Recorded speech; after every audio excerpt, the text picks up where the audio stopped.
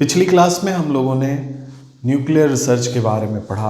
हम लोगों ने देखा कि किस प्रकार से न्यूक्लियर फ्यूज़न रिएक्शन और न्यूक्लियर फिशन रिएक्शन का उपयोग करके हम हाइड्रोजन बम भी बना सकते हैं, परमाणु बम भी बना सकते हैं, और अगर इस चेन रिएक्शन को, श्रृंखला अभिक्रिया को संतुलित कर लिया जाए, नियंत्रित कर लिया जाए, तो हम उसके द्वारा नाभिकीय भट्टी भी बना सकते हैं, जिससे ऊर्जा उत्पादन किया जा सकता है।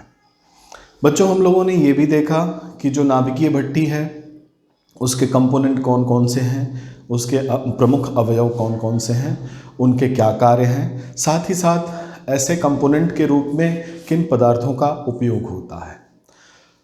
हमारी क्लास ठीक वहाँ पे ख़त्म हुई थी कि नाभिकीय भट्टी की आंतरिक संरचना क्या होती है। तो आइए एक डायग्रामेटिक रिप्रेजेंटेशन कि नाभिकीय भट्टी की आंतरिक संरचना क्या होती है आपके सामने प्रस्तुत करने का प्रयास कर रहे हैं, ताकि एक कंसेप्चुअल क्लैरिटी हो कि नाभिकीय भट्टी होती कैसी है। बच्चों, एक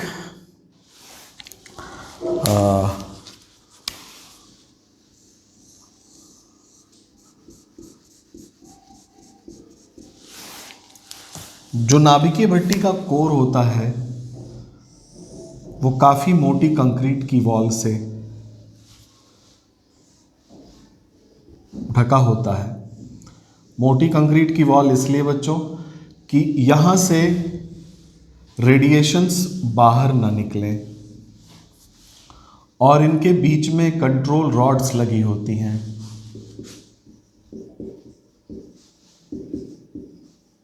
ताकि रिएक्शन को कभी भी रोका जा सके।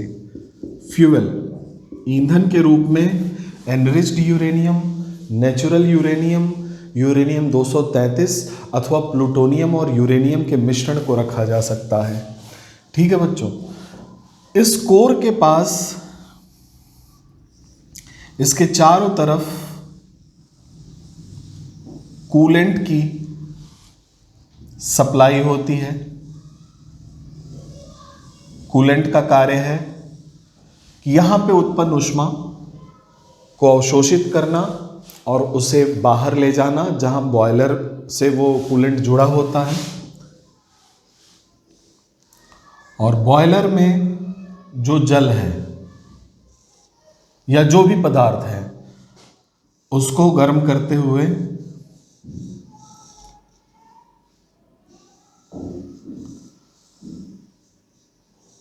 उसे वाष्प में परिवर्तित करना तथा इस कूलेंट को पुनः नाभिकीय भट्टी में वापस ले आया जाता है। इसको आप बॉयलर नाम दे सकते हैं। बॉयलर में हो सकता है पानी हो अथवा कोई भी द्रव जिसे वाष्प में परिवर्तित किया जा सके। कूलेंट के रूप में आपको पता है गैस भी यूज होती है, कार्बन डाइऑक्साइड को उपयोग में ला सकते हैं, लिक्विड सोडियम भी है। ज़्यादातर हम लोग भारी जल का उपयोग करते हैं, D2O, ड्यूटेरियम ऑक्साइड। बॉयलर तक जब ये ऊष्मा पहुंचती है तो यहाँ से, इस बॉयलर से वाष्प निकलती है, और ये वाष्प टरबाइन को चलाने में सहायक होती है। जब टरबाइन घूमता है बच्चों, इससे विद्युत ऊर्जा उत्पन्न होती है। कहने का तात्पर्य यह है, fission reaction, chain fission reaction से उत्पन्न होने वाली ऊष्मा को उपयोग में ला करके वाष्प बनाई गई और इस वाष्प से टरबाइन चलाई गई और विद्युत उत्पन्न की गई। जो ये भाग है बच्चों, यहां से यहां तक का, यही न्यूक्लियर रिएक्टर है। बाकी जो भाग है वो थर्मल पावर प्लांट में भी यही प्रोसेस अपनाया जाता है या फिर गैस बेस्ड पावर प्लांट में भी यही प्रोसेस अपनाया जाता है कि कहीं से ऊष्मा लाई जाए, बॉयलर में द्रव गर्म किया जाए, उससे टरबाइन चलाई जाए। और जो यहाँ भी यही किया जा रहा है, न्यूक्लियर फिशन रिएक्शन से निकलने वाली ऊष्मा को ले जा करके हम टरबाइन चला रहे हैं। ये जो पार्ट है बच्चों, यही नाभिकीय भट्टी कहलाता है, और जो कि जिसकी ये दीवारें काफ़ी मोटी होती हैं, 10 से 15 फीट, कभी कभी 20 फीट मोटी कंक्रीट की वॉल, और इसके अंदर ही कोर होता है। कोर में ईंधन होता है और वो ईंधन फिशन रिएक्शन, विखंडन की अभिक्रिया, कंट्रोल्ड फिशन रिएक्शन से चल रहा होता है। इसके अंदर मॉडरेटर्स लगे होते हैं, इसके अंदर कंट्रोल रॉड्स होती हैं ताकि न्यूट्रॉन की गति को रोका भी जा सके और आवश्यकता पड़ने पर कंट्रोल रॉड द्वारा उसे एब्जॉर्ब करके रिएक्शन को वहीं सीज किया जा सके। ऐसी आवश्यकता अक्सर पड़ती रहती है। तो ये है नाभिकीय रिएक्टर का जो मुख्य जो है एक डायग्रामेटिक रिप्रेजेंटेशन है, जिसको आपको समझना जरूरी है। आइए बच्चों चलते हैं न्यूक्लियर रिएक्टर से पहले हमें जान लेना ज़रूरी है कि जो हमारा डॉक्टर होमी जहांगीर भाभा द्वारा 3 स्टेज सिविल न्यूक्लियर प्रोग्राम था, वो था क्या। बच्चों छोटी सी कहानी आपके सामने। 1947 में भारत स्वतंत्र हुआ। 47 से कुछ ही समय पहले वर्ल्ड वॉर 2 समाप्त हुआ था, और उस वर्ल्ड वॉर 2 में हिरोशिमा और नागासाकी जैसी दुर्घटनाएं हुई थी। इन दुर्घटनाओं को ध्यान में रख के भारत में भी जो यहाँ पे बुद्धिजीवी वर्ग थे, या यूं कह लीजिए होमी जहांगीर भाभा के नेतृत्व में एक बात सामने उठ के आई कि यदि इस असुरक्षित विश्व में सरवाइव करना है तो हमें न्यूक्लियर पावर बनना पड़ेगा, जिसके लिए 1953 में डॉक्टर होमी जहांगीर भाभा ने एक विज़न प्रस्तुत किया, जिसको हमारे visionary prime minister Pandit Jawaharlal Nehru का साथ मिला। उस समय भी जब ये विज़न लेकर के डॉक्टर होमी जहांगीर भाभा आए, तो जिस तरह से आज डिबेट होते हैं उस समय भी हुए थे और हमेशा होते रहेंगे, क्योंकि नए आइडिया को एक डेमोक्रेसी में स्टैब्लिश होने में समय लगता है। और शायद यही सबसे अच्छी बात है डेमोक्रेसी की, कि वहाँ जो अच्छी चीज़ें होती हैं देर सवेर स्टैब्लिश हो जाती हैं। समय ज़रूर ज़्यादा लगता है, लेकिन अन्याय कम ही देखा गया है। यही हुआ डॉक्टर होमी जहांगीर भाभा के विज़न के साथ भी। उस समय बहुत सारे लोग थे जिनका कहना था कि भारत में गरीबी है, भुखमरी है, हम लोग सेल्फ रिलायंट नहीं हैं, हम अनाज नहीं प्रोड्यूस कर पाते, हमें काम करना चाहिए अपने एग्रीकल्चर पे, हमें काम करना चाहिए किसानों के लिए। पहले ये प्राथमिकता होनी चाहिए, बाद में न्यूक्लियर रिसर्च या जो साइंस से संबंधित रिसर्च है उसे आप करें। लेकिन डॉक्टर भाभा ने ये बात कड़े शब्दों में कही कि यदि हम सच में एक जंप लेना चाहते हैं, एक फ्रॉग जंप लेना चाहते हैं, लीप और बाउंड में आगे बढ़ना चाहते हैं, तो विज्ञान और प्रौद्योगिकी को प्राथमिकता देनी पड़ेगी। ये बात समझ में आई पंडित जवाहरलाल नेहरू को। और पिछली कक्षा में भी मैंने आपको बताया 1953 में जो ड्राफ्ट उन्होंने दिया, उसी के आधार पे 1957 में भारत की स्थापना हुई और न्यूक्लियर रिसर्च शुरू होता है। बच्चों जो भारतवर्ष में यूरेनियम का डिपॉजिट था, झारखंड के जदुगुड़ा और 2-3 प्लेसेस जो हैं जहाँ से यूरेनियम का एक्सकेवेशन होता है, वहाँ पे यूरेनियम का जो डिपॉजिट था वो बहुत ही सीमित था। लेकिन भारत में थोरियम का डिपॉजिट, मोनजाइट सैंड,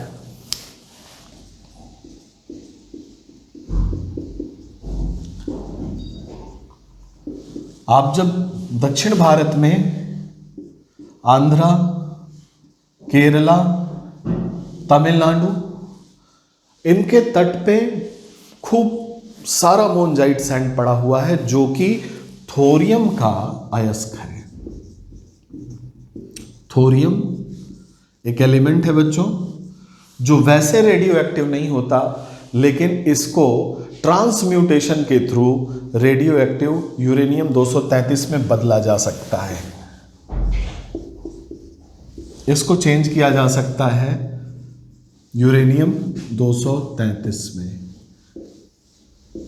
आपको मैंने 3 यूरेनियम बता दिए, एक यूरेनियम 238 बताया, एक यूरेनियम 235 बताया, अब यूरेनियम 233 आ गया।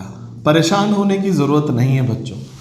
केमिस्ट्री में जिनकी केमिस्ट्री है वो जानते हैं कि जब अल्फ़ा बीटा गामा डीके होता है तो वो तत्व के नाभिक बदल जाते हैं। इस घटना को या इस प्रक्रिया को ट्रांसम्यूटेशन या उत्परिवर्तन कहते हैं। इसके लिए कुछ बातें आपको भी जाननी ज़रूरी है। मैं यहीं पे थोरियम की चर्चा न करते हुए ट्रांसम्यूटेशन की चर्चा करता हूं। आप ज़रा ध्यान दें।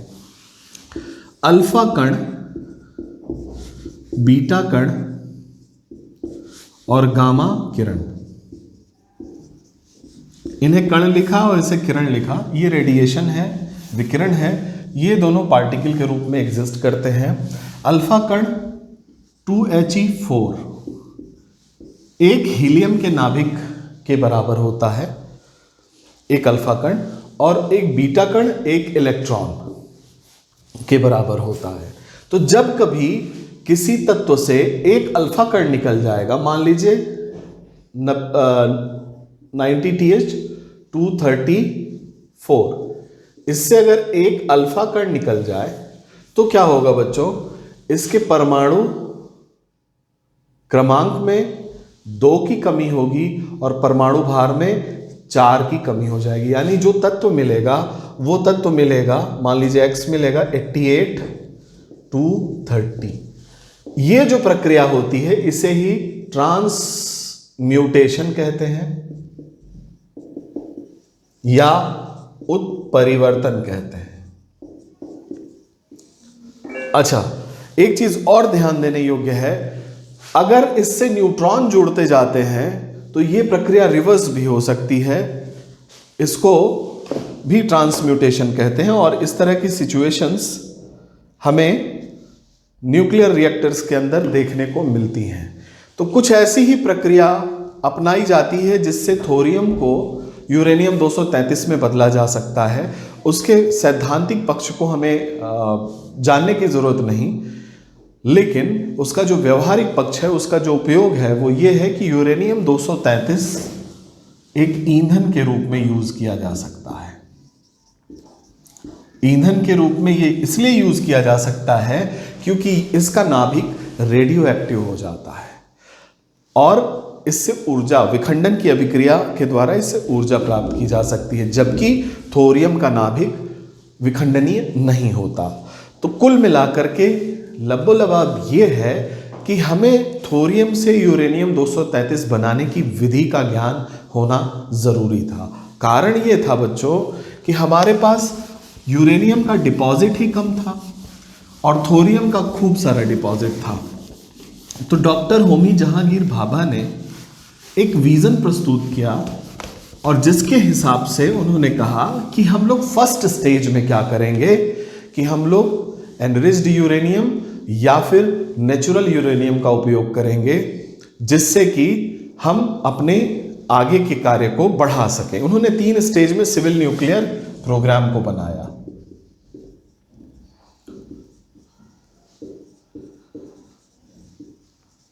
तीन स्टेज में सिविल न्यूक्लियर प्रोग्राम को बनाया, first stage, second stage and third stage. और इस सिविल न्यूक्लियर प्रोग्राम को 3 स्टेज में बांटने के पीछे सबसे बड़ा जो कारण था बच्चों, वो था availability of uranium and availability of thorium. Uranium बहुत कम था, थोरियम बहुत ज्यादा था। तो आप ही बताइए, आप वो विधि जरूर खोजना चाहेंगे जिसके लिए जो रॉ मटेरियल है आपके पास ज्यादा हो। ठीक उसी प्रकार से डॉक्टर होमी जहांगीर भाभा ने फर्स्ट स्टेज, सेकेंड स्टेज और थर्ड स्टेज की बात करी। और फर्स्ट स्टेज में उन्होंने क्या कहा कि हम नेचुरल यूरेनियम को, फर्स्ट स्टेज की बात मैं कर रहा हूं, इन दोनों स्टेज को भी भूल जाइए। फर्स्ट स्टेज में कहा कि we will use fuel natural uranium. Natural uranium आपको मैंने पिछली क्लास में बताया था कि नेचुरल यूरेनियम पिच ब्लेंडे में निकलता है, पिच ब्लेंड अयस्क है, जिसमें बहुत कम रेडियो आइसोटोप होता है यूरेनियम 235 का। आइसोटोप फिल्टरेशन विधि के द्वारा हम उसे एनरिच करते हैं और एनरिच करके 3 से 5% तक ले जाते हैं और 7% या उससे अधिक ले जाते हैं तो हम उससे परमाणु बम बना सकते हैं। तो नेचुरल यूरेनियम को फ्यूल के रूप में रखना था और D2O को मंदक के रूप में और शीतलक के रूप में क्या यूज किया गया? D2O। D2O क्या है बच्चों? भारी जल। भारी जल, इसका केमिकल नेम है ड्यूटेरियम ऑक्साइड। ड्यूटेरियम, प्रोटेरियम, ड्यूटेरियम और टाइटेरियम, ये 3 आइसोटोप हैं हाइड्रोजन के, जिसमें हम भारी जल ड्यूटेरियम ऑक्साइड को यूज करते हैं। भारी जल कहते क्यों है बच्चों?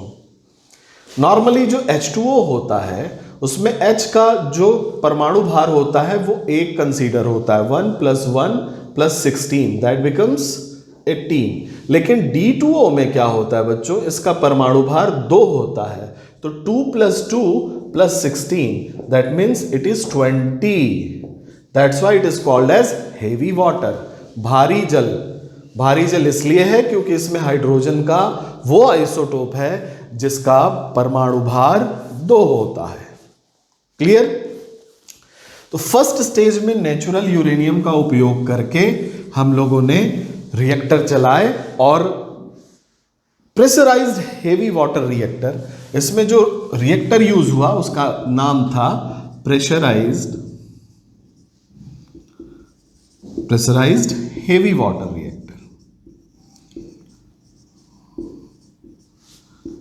दाबित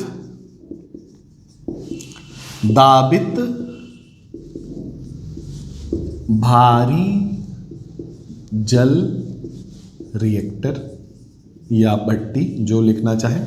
दाबित भारी जल रिएक्टर से हम लोगों ने इसको उपयोग में हम लाए। बाई प्रोडक्ट के रूप में एक रेडियो आइसोटोप निकला जिसका नाम था प्लूटोनियम 239। प्लूटोनियम 239 बच्चों बाई प्रोडक्ट के रूप में यह निकला था। फर्स्ट स्टेज का बाई प्रोडक्ट था ये। बाई प्रोडक्ट से क्या आशय है इस बात को समझ लीजिए। जब आप रेडियो एक्टिव फिशन रिएक्शन कराते हैं तो रिएक्शन के पश्चात कुछ रेडियो एक्टिव वेस्ट, जिसको रेडियो एक्टिव कचरा कहते हैं, बच जाते हैं। वो जो कचरे होते हैं रेडियो एक्टिव, उनके अंदर ऐसे आइसोटोप्स होते हैं जो रेडियो एक्टिव होते हैं। उनको अगर हम वहां से पृथक कर लें तो उपयोग में ला सकते हैं। तो रेडियो एक्टिव कचरे बहुत इंपॉर्टेंट हैं। इसके निस्तारण के बारे में भी, इसकी प्रक्रिया क्या होगी और कठिन प्रक्रिया होती है, उसको जानना भी आपको ज़रूरी है। साथ ही साथ रेडियो एक्टिव जो कचरे हैं उसको IAEA international atomic energy agency के देख रेख में संपादित किया जाता है। ये विश्व में जहाँ कहीं भी सिविल न्यूक्लियर प्रोग्राम्स हैं वहाँ IAEA, इसके बारे में चर्चा होगी आगे, एक वॉच डॉग के रूप में होता है और वो देखता है कि आप जो न्यूक्लियर कचरा बना रहे हैं वो क्या है, कहीं वो फिसाइल मटेरियल तो नहीं, प्लूटोनियम तो नहीं। अब प्लूटोनियम बना कैसे, आपके मन में यह आएगा, प्लूटोनियम 239 बना कैसे? नेचुरल यूरेनियम में 238 होता है और यूरेनियम 235 होता है। ये तो होता है रेडियो एक्टिव, लेकिन ये क्या होता है बच्चों? ये रेडियो एक्टिव नहीं होता। जब इसमें एक न्यूट्रॉन जुड़ता है, टकराता है, तो ये प्लूटोनियम 239 बाई प्रोडक्ट के रूप में बनाता है। याद रखिएगा, ट्रांसम्यूटेशन ध्यान में रखिए। आपको चूंकि इतना ही जानना है, क्लियर आपको नहीं मतलब बहुत प्रिसाइज नहीं जानना, तो आप ये याद रखिए, uranium 238 when struck by 0N1 होता क्या है? ये बदलता है अगले नाभिक में जो यूरेनियम 239 हो जाता है, और ये है प्लूटोनियम 239।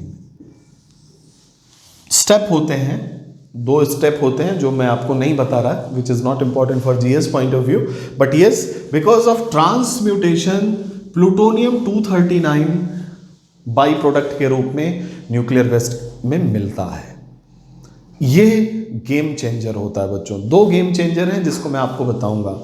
ये जो प्लूटोनियम मिलता है, इसको जब देखा जाता है तो it was a potential fissile material. ये फिसाइल मटेरियल है। फिसाइल मटेरियल का मतलब इससे हम परमाणु बम बना सकते हैं। हमें फर्स्ट स्टेज में प्लूटोनियम मिलता है। सेकेंड स्टेज में क्या करते हैं बच्चों, वो देख लेते हैं। मैं लिखा दूंगा आपको एक एक करके। सेकेंड स्टेज में ये जो प्लूटोनियम मिला, उसको नेचुरल यूरेनियम के ऑक्साइड के साथ मिला करके एक ऐसे रिएक्टर में फिशन रिएक्शन कराते हैं जो बड़ा स्पेशल टाइप का होता है। एक तो प्लूटोनियम आप जान गए, यहां से हमें प्लूटोनियम मिल गया है, हमारा परमाणु बम बनने का कार्यक्रम शुरू हो गया है। फर्स्ट स्टेज में बाई प्रोडक्ट के रूप में प्लूटोनियम मिल गया प्रेशराइज हैवी वाटर रिएक्टर के उपयोग से। सेकेंड स्टेज में क्या होता है बच्चों, सेकेंड स्टेज में हमको एक रिएक्टर डेवलप करना होता है। हम करते भी हैं कलपक्कम के Indira Gandhi atomic energy research centre में, कलपक्कम।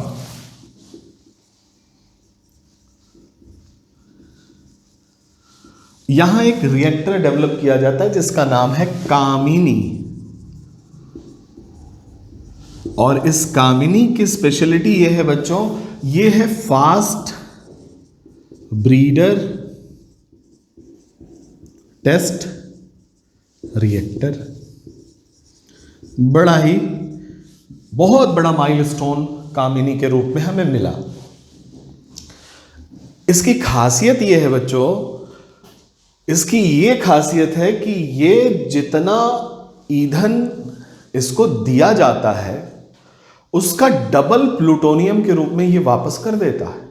फिर आप पूछेंगे ऐसा कैसे होगा? सिंपल, ट्रांसम्यूटेशन, उत्परिवर्तन। इसमें क्या करते हैं बच्चों, इसमें फ्यूल के रूप में प्लूटोनियम 239 प्लस यूरेनियम 238 इसका मिश्रण उपयोग में लाया जाता है। और इसमें आश्चर्य की बात है, कोई भी मंदक नहीं डाला जाता। मंदक या मॉडरेटर नहीं होता।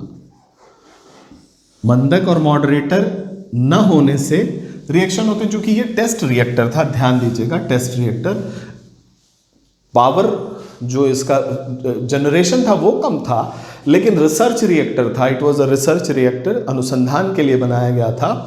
तो पावर जनरेशन इसका मेन मंतव्य नहीं था, मुख्य जो ऑब्जेक्टिव था वो नहीं था। इसका मुख्य ऑब्जेक्टिव था कि हम कैसे प्लूटोनियम का स्टॉक पाइल कर सकें और कुछ धमाका किया जा सके, जो 1974 में हम लोगों ने किया।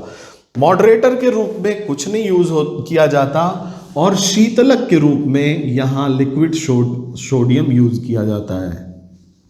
शीतलक, लिक्विड द्रवित सोडियम, कुछ लिख लें, द्रवित सोडियम या लिक्विड सोडियम। अच्छा, जब हम शीतलक के रूप में द्रवित सोडियम यूज करते हैं, ये करता क्या है? ये करता है कि ये जो प्लूटोनियम है बच्चों, अगर मान लो 1 ग्राम प्लूटोनियम और 1 ग्राम यूरेनियम, थोड़ा ज्यादा भी होता था, मान लो 5 ग्राम यूरेनियम के साथ डाला गया, तो जो एनर्जी प्रोडक्शन के बाद जो कचरा था, रेडियो आइसोटोप्स जो मिले, वो 2 ग्राम प्लूटोनियम मिल गया। मतलब कि आपने 1 ग्राम खर्च किया, 2 ग्राम निकाल ले रहे हैं, तो ये तो जैकपॉट लग गया। यहां से हमारे परमाणु बम बनाने की जो क्षमता भारत के पास है वो डेवलप होना शुरू करती है, just because of this Kamini the fast breeder test reactor, जो Kalpakkam Indira Gandhi centre for atomic energy research, लिख लीजिए, Indira Gandhi centre for atomic energy research, IGCAR, short में IGCAR, यहां डेवलप किया गया Kamini, and which works upon plutonium and uranium oxide. और क्या मिला हमें?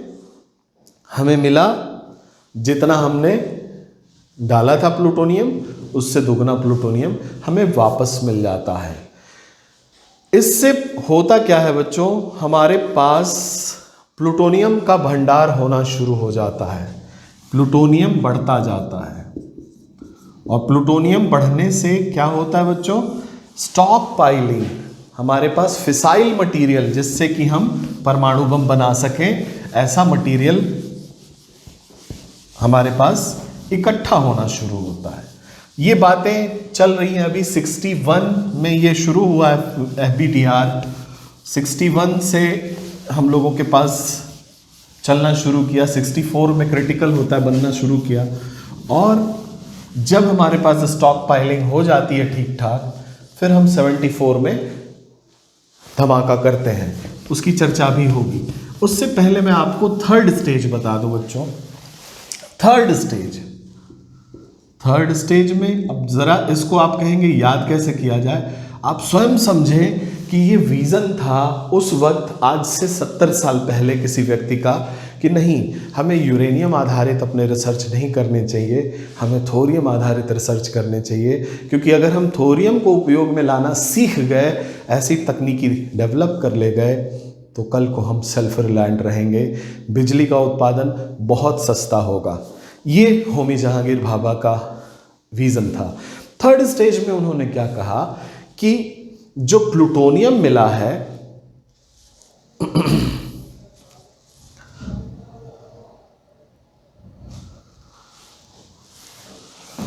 प्लूटोनियम ईंधन के रूप में, प्लूटोनियम 239 के ऊपर ब्लैंकेट के रूप में, ब्लैंकेट का मतलब कवर के रूप में, इसको मैं कुछ ऐसे बना देता हूं ताकि आपको याद रहे चित्र के माध्यम से, ब्लैंकेट के रूप में थोरियम को रखा जाए के ऊपर, ब्लैंकेटेड बाय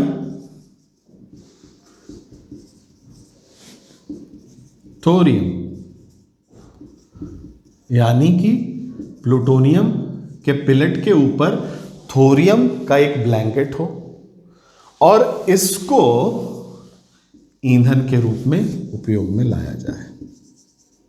ईंधन होगा क्या कि जो थोरियम है, इस पे जब न्यूट्रॉन की बारिश होगी बच्चों, तो ये थोरियम 90 थोरियम बदल जाएगा यूरेनियम 233 में, थोरियम बदल जाएगा यूरेनियम 233 में। किस स्टेज में? थर्ड स्टेज में। क्या उपयोग में लाया गया? प्लूटोनियम। कहां से पाया गया? प्लूटोनियम हमें मिला है फर्स्ट स्टेज और सेकेंड स्टेज के FBTR से। खास तौर से अगर कहा जाए तो फास्ट ब्रीडर टेस्ट रिएक्टर से हमें प्लूटोनियम की स्टॉक पाइलिंग की और वो तकनीकी खोजी गई जिससे कि इस थोरियम को, जो थोरियम यू थोरियम को आप उपयोग में नहीं ला सकते क्योंकि वो फिसाइल मटेरियल है ही नहीं, लेकिन यहाँ पे जब उसका एक ब्लैंकेट बना के, एक कवर बना के प्लूटोनियम के ऊपर उसे ईंधन के रूप में उपयोग में लाया जाता है, तो कोर पे जब न्यूट्रॉन का बम्बार्डमेंट होता है थोरियम पे प्लूटोनियम की उपस्थिति में, तो वो थोरियम यूरेनियम 233 में परिवर्तित होता है। और यूरेनियम 233 बच्चों ये फिसाइल मटेरियल है, फिसाइल मटेरियल। आपका काम हो गया, आपने थोरियम को यूरेनियम 233 में बदल लिया। अब आप इससे न्यूक्लियर फिशन रिएक्शन करा सकते हैं और ऊर्जा उत्पन्न कर सकते हैं। केरल के तटों पे, तमिलनाडु के तटों पे, उड़ीसा, आंध्र प्रदेश के तटों पे बहुतायत मात्रा में थोरियम पड़ा हुआ है। यूं ही वहाँ से मोन्जाइट सैंड ले आइए और इस विधि से ऊर्जा बनाते रहिए। सतत ऊर्जा, कई साल तक चलने वाली ऊर्जा का स्रोत आपको मिल चुका है। तो ये थर्ड स्टेज था बच्चों। थर्ड स्टेज में ईंधन के रूप में, फ्यूल के रूप में thorium, advance heavy water reactor बनाया गया। एडवांस्ड हेवी वाटर रिएक्टर,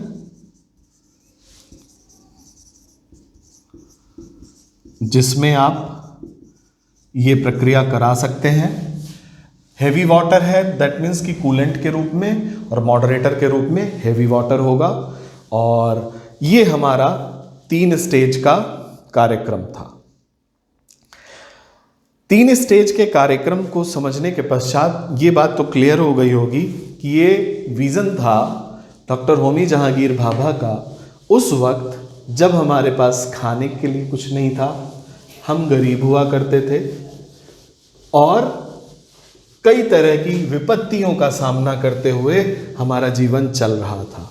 बच्चों, इस विजन से एक शिक्षा भी हमें लेनी चाहिए कि चाहे जैसी भी अवस्थाएं हों, चाहे जैसा भी वक्त चल रहा हो, आपके पास अगर विजन होगा, आपके पास सफल होने के लिए कोई भी ट्रैक होगा जिस पे आप चल सकते हैं, तो आप एक न एक दिन ज़रूर सफल होंगे। डॉक्टर होमी जहांगीर भाभा की कहानी हमसे चीख चीख के ये कहती है बच्चों। ये हमारा 3 स्टेज ऑफ न्यूक्लियर प्रोग्राम, आप इसको लिखना चाहें तो लिख लें। डॉक्टर होमी जहांगीर भाभा ने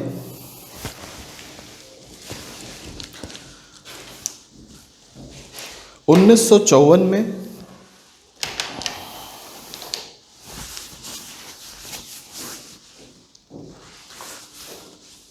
भारत का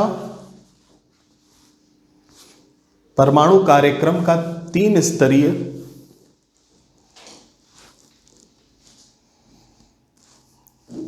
रोड मैप प्रस्तुत किया।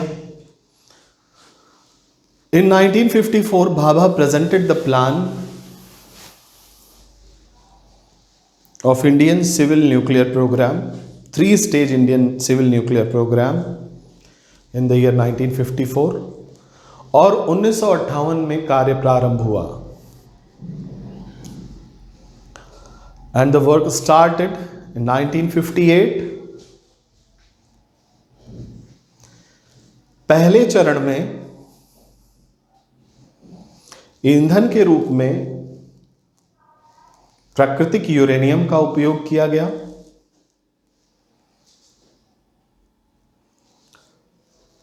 जिसके बाई प्रोडक्ट के रूप में plutonium 239,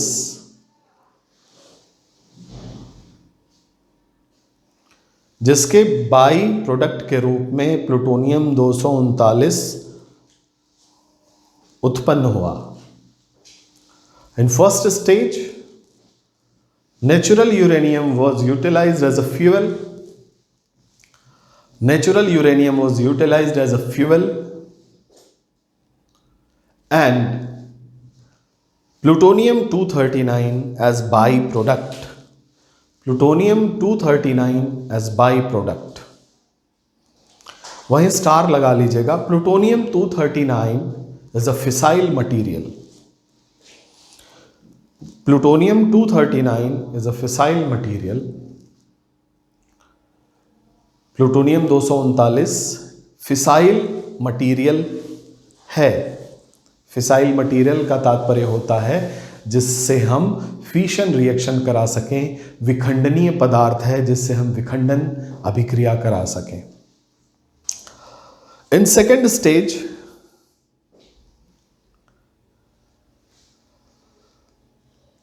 the isolated plutonium 239 was mixed with uranium oxide, that is natural uranium. In second stage, isolated plutonium 239 was mixed with uranium oxide and fission reaction was performed in fast breeder test reactor. In fast breeder test reactor. दूसरे चरण में plutonium 239 को uranium oxide के साथ मिला करके fast breeder reactor में विखंडित किया गया। फास्ट ब्रीडर रिएक्टर में विखंडित किया गया। ब्रैकेट में लिख लीजिए IGCAR, कामिनी फास्ट ब्रीडर रिएक्टर था। IGCAR जहाँ पे FBTR का ताना बाना बुना गया, जहाँ पे ये रिएक्टर बनाया गया। विखंडन के पश्चात यह देखा गया कि जितना ईंधन प्लूटोनियम के रूप में डाला जाता है, विखंडन के पश्चात यह देखा गया कि जितना ईंधन प्लूटोनियम के रूप में डाला जाता है उससे 2 गुना ईंधन अभिक्रिया में वापस मिल जाता है। उससे 2 गुना ईंधन अभिक्रिया में वापस मिल जाता है। यह भारत के परमाणु कार्यक्रम में एक मील का पत्थर साबित होता है। यह भारत के परमाणु कार्यक्रम में मील का पत्थर साबित होता है, क्योंकि इस प्रक्रिया से हम प्लूटोनियम इकट्ठा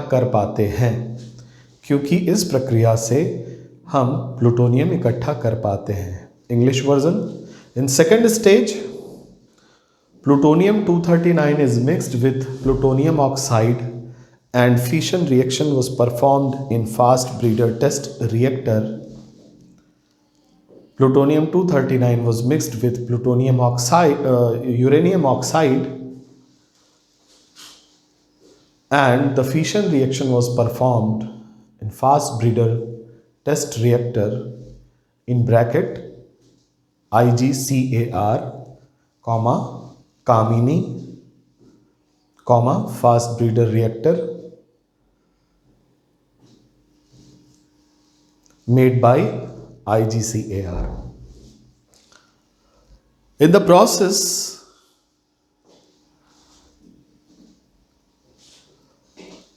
double amount of plutonium 239 produced as a nuclear waste.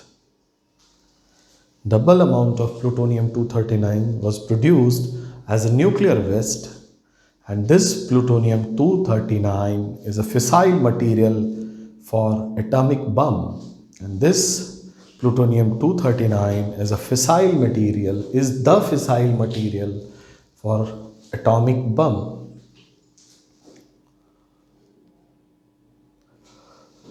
FBR or fast breeder reactor is the milestone of India's civil nuclear as well as military program.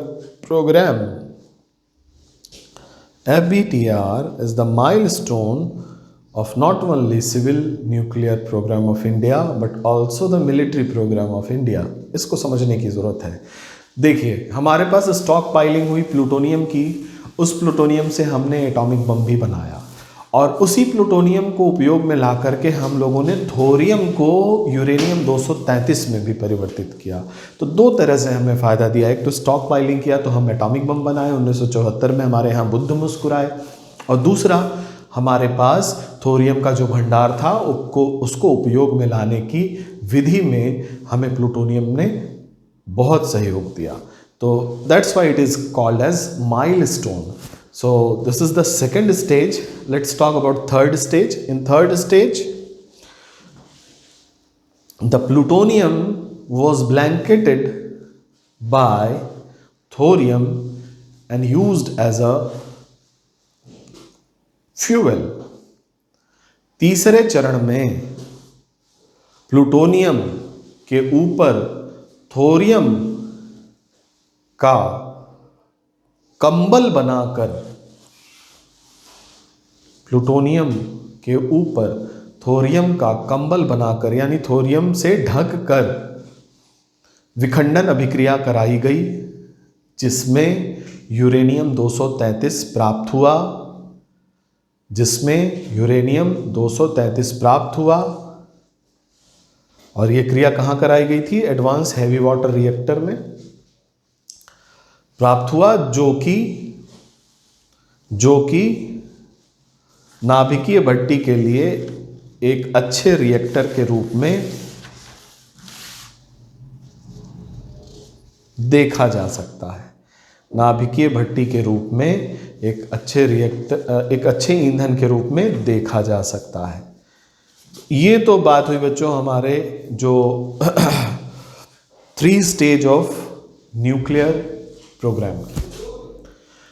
अब जरा जानते हैं कि कितने टाइप्स के रिएक्टर होते हैं, जरा उसके बारे में हम लोग जान लें। 6 types of, normally there are 6 types of reactor. 6 प्रकार होते हैं, 6 टाइप्स। और जिसमें पहला है pressurised heavy water reactor, Hindi में इसे कहते हैं दाबित भारी जल नाभिकीय भट्टी या नाभिकीय रिएक्टर। इसमें आपको पता है प्रेशराइज हेवी वाटर, यानी इसमें फ्यूल के रूप में क्या यूज करते हैं? फ्यूल के रूप में इसमें उपयोग में लाया जाता है एनरिच्ड यूरेनियम, संवर्धित यूरेनियम, मॉडरेटर के रूप में और कूलेंट के रूप में। ये कुछ कंपोनेंट हैं जिनको आपको ध्यान में रखना चाहिए। मॉडरेटर और कूलेंट, नाम से स्पष्ट है, मॉडरेटर और कूलेंट के रूप में D2O, दैट मीन्स भारी जल। दूसरा है pressurised water reactor, pressurised water reactor. Pressurised water reactor में फ्यूल के रूप में बच्चों यूज करते हैं एनरिच्ड यूरेनियम।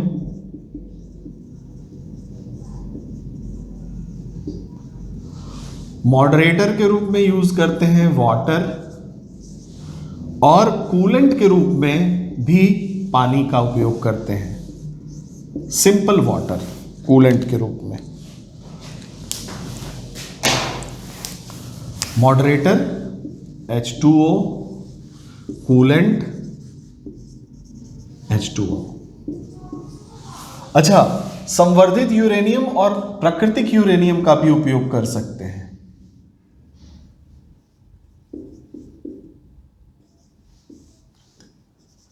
प्राकृतिक यूरेनियम कहां पे? दाबित भारी जल नाभिकीय रिएक्टर में। लेकिन जो प्रेशराइज वाटर रिएक्टर है बच्चों, दाबित जल रिएक्टर, नाम आप लिख सकते हैं, दाबित जल रिएक्टर, यहां पे आपको एनरिच्ड यूरेनियम की जरूरत होती है। तो पहले प्रेशराइज्ड वाटर रिएक्टर आया, इवोल्यूशन अगर देखा जाए तो पहले एनरिच्ड यूरेनियम से हम लोगों ने कार्य शुरू किया, बाद में प्रेशराइज्ड हेवी वाटर रिएक्टर आया। इसको आप लिख लें, फिर आगे चलते हैं। अगला है बॉइलिंग वाटर रिएक्टर, इसको मिटा देते हैं।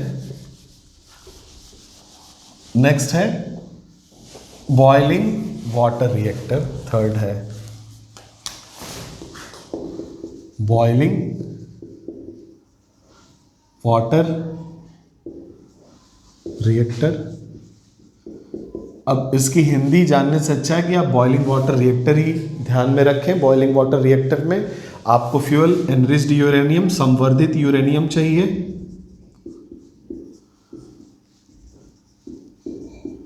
और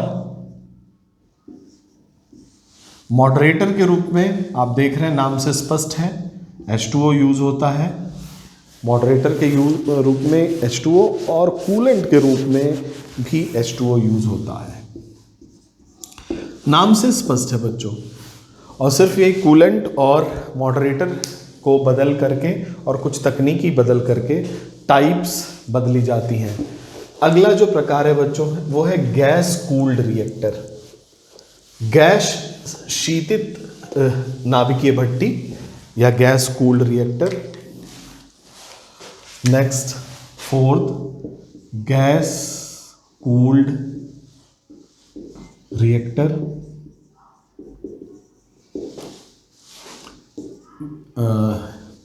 गैस शीतित नाभिकीय भट्टी। इसमें फ्यूल,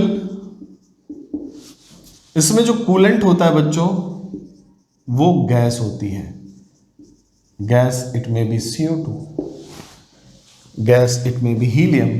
तो कूलेंट के रूप में गैस होती है एनरिच्ड यूरेनियम,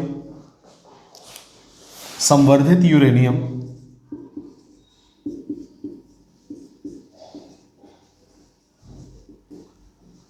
फ्यूल के रूप में होता है, और मॉडरेटर के रूप में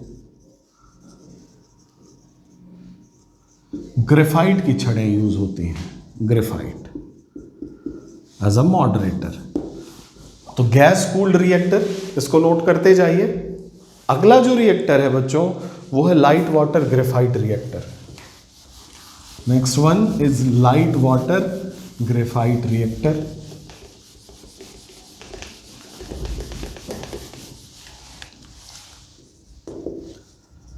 light water graphite reactor. Light water का मतलब साधारण जल, ग्रेफाइट रिएक्टर, इसका अगला नाम ये हो सकता है साधारण जल ग्रेफाइट रिएक्टर। हम लोग नाभिकीय भट्टी के टाइप पढ़ रहे हैं। साधारण जल ग्रेफाइट रिएक्टर में जो फ्यूल है बच्चों, ईंधन है, वो अगेन एनरिच्ड यूरेनियम है।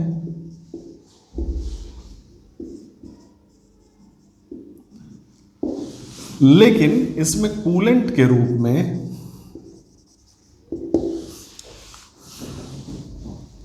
सिंपल वाटर H2O उपयोग में लाया जाता है, और मॉडरेटर के रूप में ग्रेफाइट उपयोग में लाया जाता है, ग्रेफाइट। तो light water graphite reactor, moderator के रूप में ग्रेफाइट और कूलेंट के रूप में पानी। अगला है fast breeder reactor, fast breeder reactor.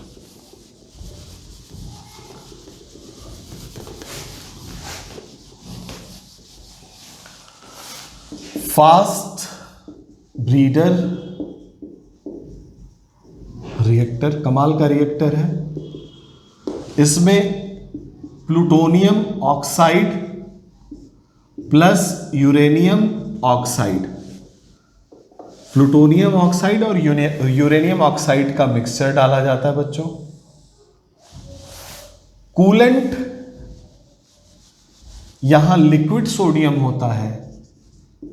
ये क्वेश्चन आया हुआ है इसलिए ध्यान रखिएगा, पूछ सकते हैं क्योंकि ये स्पेशल है। लिक्विड सोडियम होता है। क्वेश्चन ये भी आया है मॉडरेटर क्या उपयोग में लाया जाता है फास्ट ब्रीडर रिएक्टर में, तो यहां कोई मॉडरेटर नहीं होता, याद रखिएगा। There is no moderator because it was a test reactor. हम लोगों को उपयोग में छोटे रिएक्शन को कराना था, इसलिए मॉडरेटर की जरूरत नहीं पड़ी। So there is no moderator.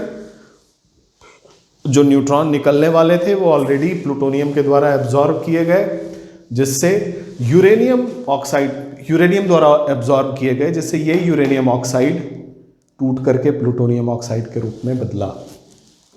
तो ये बच्चे 6 तरह के आपको रिएक्टर्स हैं जिनको आपको ध्यान में रखना है, जो आपसे पूछे जा सकते हैं। इसमें कौन से मॉडरेटर हैं, विशेष ध्यान मैं चाहूँगा फास्ट ब्रीडर रिएक्टर में, जहाँ पे प्लूटोनियम ऑक्साइड और यूरेनियम ऑक्साइड एक ईंधन के रूप में उपयोग में लाया जाता है। कूलेंट यहाँ लिक्विड सोडियम होता है और यहाँ कोई मॉडरेटर नहीं होता।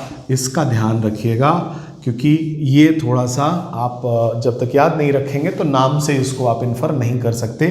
बाकी जगह आप light water reactor, heavy water reactor, gas cooled reactor में अंदाज़ा भी लगा सकते हैं। एक चीज़ और ध्यान आप देंगे कि एनरिच्ड यूरेनियम हम बाकी सब में उपयोग में ला रहे हैं, सिवाय दाबित जल रिएक्टर के, प्रेशराइज्ड हेवी वाटर रिएक्टर के।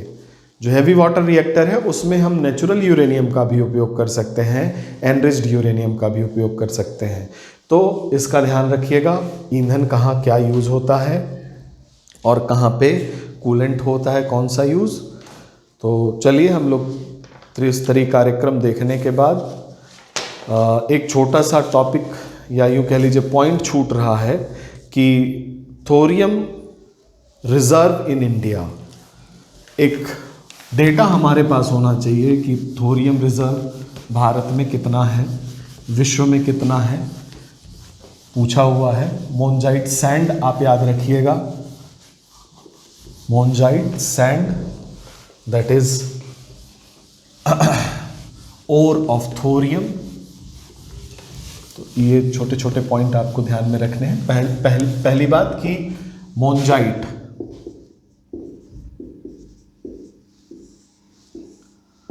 यह थोरियम का अयस्क है, अयस्क। भारत में कहां कहां डिपोजिशन इनका है ये देख लीजिए। डिपोजिशन इन इंडिया, ये आपको ध्यान में रखना होगा। डिपोजिशन में सबसे ज्यादा Andhra Pradesh followed by Tamil Nadu. Andhra Pradesh, Tamil Nadu, Orissa, Kerala, West Bengal. Odisha, Kerala and West Bengal. कहां पे डिपॉजिटेड है? ऑन द सी शोर, ऑन द सी शोर। जो कोस्ट एरिया हैं, जितने कोस्टल एरिया हैं, आंध्र, तमिलनाडु, उड़ीसा, केरला और वेस्ट बंगाल, वहाँ भरा पड़ा है ये मोनजाइट सैंड, जो कि थोरियम का अयस्क है। और डिपोजिशन अगर देखा जाए सबसे ज़्यादा आंध्रा में, फिर तमिलनाडु में, उड़ीसा में। अगर विश्व में थोरियम का डिपोजिशन देखना हो तो बच्चों सबसे ज़्यादा थोरियम भारत में पाया जाता है, याद रखिएगा। सबसे ज़्यादा थोरियम भारत में पाया जाता है। तो नंबर 1 पे इंडिया। इंडिया में विश्व का लगभग 21% थोरियम। इसके बाद है ऑस्ट्रेलिया। ऑस्ट्रेलिया में विश्व का लगभग 19%। याद रखिएगा ऑस्ट्रेलिया में यूरेनियम का डिपॉजिट भी है। ऑस्ट्रेलियन ग्रुप एक जैसे न्यूक्लियर सप्लायर ग्रुप है, उसी तरह से ऑस्ट्रेलियन सप्लायर ग्रुप भी है। ऑस्ट्रेलिया का एक अपना अलग सा ग्रुप है जो न्यूक्लियर फ्यूल सप्लाई करता है। सो 21% in India, Australia followed by USA. USA में 13% के आसपास, देन टर्की में 11% के आसपास। सो this is the statistics of thorium deposit in the world. Thorium deposit in the world. विश्व में थोरियम डिपॉजिट। ठीक है बच्चों, चलिए आइए कुछ चर्चा की जाए भारत के सिविल न्यूक्लियर प्रोग्राम के बारे में, भारत के मिलिट्री प्रोग्राम के बारे में। और उसके बाद हम लोग देखेंगे कि विश्व के अन्य देशों के साथ जो भारत का सिविल न्यूक्लियर डील है वो क्या है, एनपीटी क्या है, सीटीबीटी क्या है, स्टार्ट क्या है, ये सारी चीज़ें आने वाले समय में आपको बताई जाएंगी। तो चलिए शुरुआत करते हैं हम लोग भारत का सिविल न्यूक्लियर प्रोग्राम। आपको शायद याद हो 2007-8 के आसपास अमेरिका के साथ हमारा सिविल न्यूक्लियर डील हुआ। सिविल न्यूक्लियर डील में हमें एनपीटी जो नॉन प्रोलिफरेशन ट्रीटी है उस पर हमने साइन नहीं किया है, उसके बावजूद भी हमें वेवर मिला, हमें छूट मिली कि हमें पीसफुल पर्पस के लिए ईंधन की जो भी आवश्यकताएं हैं उसकी पूर्ति होगी। ये बहुत बड़ी बात है बच्चों। यहाँ ये कह के निकल जाना कि मिल गया, छूट मिल गई, छोटी बात इसलिए नहीं है क्योंकि जो विश्व की न्यूक्लियर स्टेट्स हैं जैसे कि United states of America, Russia, France, United kingdom और चाइना, ये 5 देश ऐसे हैं जिनको कहा जाता है ये न्यूक्लियर स्टेट है। उसके बारे में भी हम चर्चा करेंगे। तो इनके अलावा बाकी कोई भी न्यूक्लियर रिसर्च ना करे, इस पे पाबंदी लगाने के लिए या न्यूक्लियर आर्म्स रेस न लग जाए, न्यूक्लियर वेपन न बनाने लगे, IAEA बनाया गया। IAEA international atomic energy agency, जिसकी देखरेख में कहीं भी पीसफुल प्रोग्राम तो चल सकते थे लेकिन मिलिट्री प्रोग्राम नहीं चल सकते थे। साथ ही साथ एनपीटी लाया गया, नॉन प्रोलिफरेशन ट्रीटी, 1967 में। थोड़ी सी कहानी आपके सामने। नॉन प्रोलिफरेशन ट्रीटी जब लाई गई तो कहा गया कि आप मिलिट्री पर्पस से न्यूक्लियर रिसर्च नहीं करेंगे। कुछ देश इसको मान लिए, कुछ देश ने सपोर्ट किया, रेटिफाई किया और सिग्नेचर भी कर दिया। जब बात भारत के सामने आई तो भारत ने अपना पक्ष रखा। उस प्रक्रिया में भारत ने पहली बात कही कि ये बात 1967 के आसपास की है बच्चों, कि विश्व बहुत ही असुरक्षित है। आप जो एनपीटी लाए हैं वो जो न्यूक्लियर स्टेट हैं उनकी तरफ बायस्ड है, और जो डेवलपिंग कंट्री हैं, जो हम पीसफुल पर्पस के लिए अपना कार्य कर रहे हैं, उसको आप करने नहीं दे रहे हैं। तो आपसे अनुरोध है कि इसमें बायसनेस हटाइए। और हम लोग तो चाहते ही हैं, हम लोग तो नैम वाले हैं, नॉन अलाइन मूवमेंट वाले हैं, हम लोग तो पीसफुल कंट्री हैं, हम कभी नहीं चाहते आर्म्स रेस में आना, लेकिन हम इस पर सिग्नेचर नहीं करेंगे। इसलिए नहीं करेंगे क्योंकि एक नॉन न्यूक्लियर कंट्री पे आप लोगों ने न्यूक्लियर वेपन से वार किया और मानवता जार हुई थी। अगर ऐसा आप कर रहे हैं तो हम क्या गारंटी आप देते हैं कि ऐसा आगे नहीं होगा। हम लोगों ने एनपीटी साइन नहीं किया।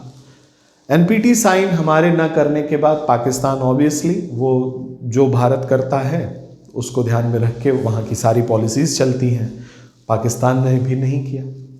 इजराइल भी एक कंट्री था बच्चों जिसने एनपीटी साइन नहीं किया, क्योंकि उस पर यूनाइटेड स्टेट्स ऑफ अमेरिका का पूरा हाथ था। इजराइल की स्थिति भी ऐसी है कि वो चारों तरफ से दुश्मनों से घिरा हुआ है। अरब इजराइल वॉर अभी शुरू ही हुआ था। तो ये बात चली आई। उसके बाद हुआ कि ये फिर से हम 20 साल के बाद इसको रेटिफाई करेंगे और तब आपको वो करना होगा। लेकिन इसी बीच क्या होता है बच्चों, 1974 में भारत परमाणु परीक्षण करता है। भारत के परमाणु परीक्षण करने के पश्चात दुनिया भर की आंखें तन जाती हैं। आपको मैं बताऊंगा, जब भारत का सिविल न्यूक्लियर कार्यक्रम शुरू हुआ था तो हमें कनाडा और यूनाइटेड किंगडम से असिस्टेंस मिला था। असिस्टेंस के रूप में, सहायता के रूप में वहाँ से तकनीकी का ट्रांसफ़र हुआ था, और साथ ही साथ वहाँ से हमें एनरिच्ड यूरेनियम के रूप में ईंधन की खेप भी मिली थी। ये बातें 1956 जब हम अप्सरा क्रिटिकल हुआ, अप्सरा, साइरस, जर्लिना, पूर्णिमा, ध्रुव इत्यादि मैं आपको बताऊंगा, तारापुर, रावत भाटा, यहाँ पे जब हमारे न्यूक्लियर पावर प्लांट्स बने, वो अगले क्लास में या उसको आगे हम डील करेंगे। तो हमें ये असिस्टेंस मिला था। असिस्टेंस यहाँ पे इस्टेब्लिशमेंट करना न्यूक्लियर पावर प्लांट का, उसको चलाना, जो तकनीकी है उसको देख रेख उसको करना, ईंधन देना, साथ ही साथ जो न्यूक्लियर वेस्ट है उसका निस्तारण। लेकिन जैसे ही 1974 में हम लोगों ने मिलिट्री रिसर्च अपना दिखाया दुनिया को, जब हमारे यहाँ बुद्ध मुस्कुराए, तो ये सारी कंट्री हम लोगों से डिटैच हो गई, अलग हो गई, और जो भी हमको जो सपोर्ट दे रहे थे उनको इन्होंने ख़त्म कर लिया। और 1974 में ही एनएसजी बनता है, 1975 में एनएसजी बनता है, न्यूक्लियर सप्लायर ग्रुप, ताकि आईएईए के हाथ को और मजबूत किया जा सके, ताकि जो भी कंट्री है न्यूक्लियर सप्लायर ग्रुप वो उन्हीं को फ्यूल प्रोवाइड करें जो कि न्यूक्लियर कंट्री है। इसी बीच एक घटना और हो चुकी थी बच्चों, वो घटना थी 1971 का भारत पाकिस्तान युद्ध। भारत पाकिस्तान युद्ध होने के कारण हमें उसमें एक थ्रेट मिली थी। अमेरिका ने हमें कहा था कि आप तुरंत वॉर बंद कीजिए, नहीं तो हम अपने 7वें बेड़े को हिंद महासागर में उतार चुके हैं और बंगाल की खाड़ी पहुंचने वाला है, हम आपको पीटेंगे, और वो न्यूक्लियर कैपेबल फ्लीट है। ये बहुत बड़ी बात थी। अब अगली बार जब हमें एनपीटी साइन करने के लिए कहा गया तो हमने एक बात और जोड़ ली। हमने ये कहा कि पहली बात कि विश्व असुरक्षित है और आप लोग के ऊपर जो कलंक है उसको आप धो नहीं सकते। दूसरी बात, हमारा न्यूक्लियर कार्यक्रम 1953 से शुरू है, 1949 से ही शुरू था, 1953 ऑफिशियली शुरू हुआ, और हमने अपनी पीसफुल कार्यक्रम को 1974 तक चलाया। उससे पहले हमने कभी मिलिट्री रिसर्च नहीं किया, कभी हमने एटम बम बनाने की बात नहीं सोची। चाइना ने 1964 से शुरू किया कार्यक्रम और 1964 में विस्फोट कर लिया। जो मिलिट्री ग्रेड उनको पाना था, उन्होंने एटॉमिक बम का विस्फोट कर लिया। तो हम लोग को क्यों ही परसिक्यूट किया जा रहा है? हम लोग ऐसा क्या कर दिए? हमें भी नेशनल सिक्योरिटी चाहिए। 1962 में चाइना हमारे ऊपर हमला किया, अभी आप 1971 में हमें भी मारने के लिए आप कह रहे थे, तो हमारे पास कुछ तो होना चाहिए। हम आपके न्यूक्लियर मिसाइल का जवाब कैसे देंगे? हमें करना है न्यूक्लियर रिसर्च, हम करेंगे, और इसके लिए आपको जो करना हो आप करिए। भारत ने सीधे सीधे मना किया और हमने एनपीटी पे तब भी साइन नहीं किया। बात सबको खराब लगी। चौथी बात ये कही इंडिया ने कि 1967 से पहले जो भी कंट्री न्यूक्लियर टेस्ट कर चुकी थी वही न्यूक्लियर स्टेट होंगी। ये एनपीटी का एक प्रोविजन है। भारत ने कहा ऐसा उस साल में क्या है कि 1967 के पहले की ही कंट्री ही न्यूक्लियर स्टेट होंगी, उसके बाद की नहीं। ये इसका आधार क्या है? इसका रेशनेल क्या है? आपने 1967 ही क्यों चुना? आप 1977 क्यों नहीं चुन रहे? ये सारी बातें बिल्कुल रेशनल ग्राउंड पे सटीक बैठती थी। हमने NPT, nuclear non proliferation treaty, sign नहीं किया। बात और आगे बढ़ती है बच्चों।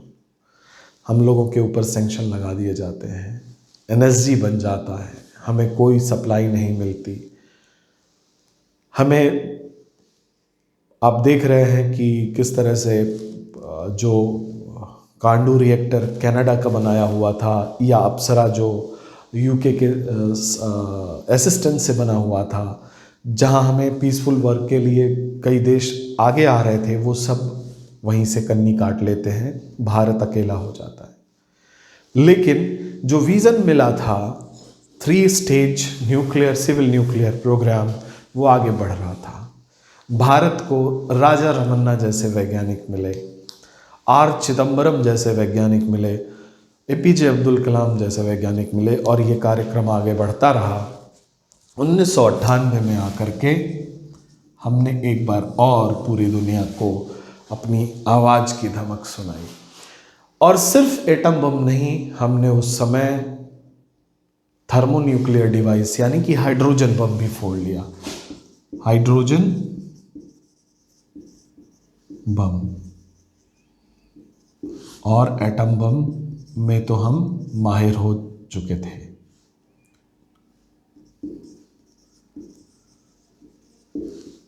जब हमने थर्मोन्यूक्लियर डिवाइस भी ब्लास्ट किया तो फिर से हमारे ऊपर सैंक्शन लगाए जाने शुरू किए। हमसे कहा गया कि आप ये क्या कर रहे हैं, आप न्यूक्लियर रेस में आगे बढ़ रहे हैं, ये न्यूक्लियर रेस कहाँ ले जाएगी, आपके ऊपर सैंक्शन लगाया जाएगा, इकोनॉमिक सैंक्शन। हमने सब कुछ कहा कि ठीक है लगा लीजिए, कोई बात नहीं, लेकिन हम लोग सिविल न्यूक्लियर रिसर्च के साथ साथ मिलिट्री रिसर्च भी करेंगे, क्योंकि हमें अपनी सोवरेंटी की रक्षा करनी है। हमें थ्रेट मिला था, हम इस असुरक्षित विश्व में रह रहे हैं जहाँ पे आप कभी भी किसी भी नॉन न्यूक्लियर कंट्री को पीट सकते हैं। और 2003 में याद रखिएगा बच्चों, हमारा न्यूक्लियर डॉक्ट्रिन आया।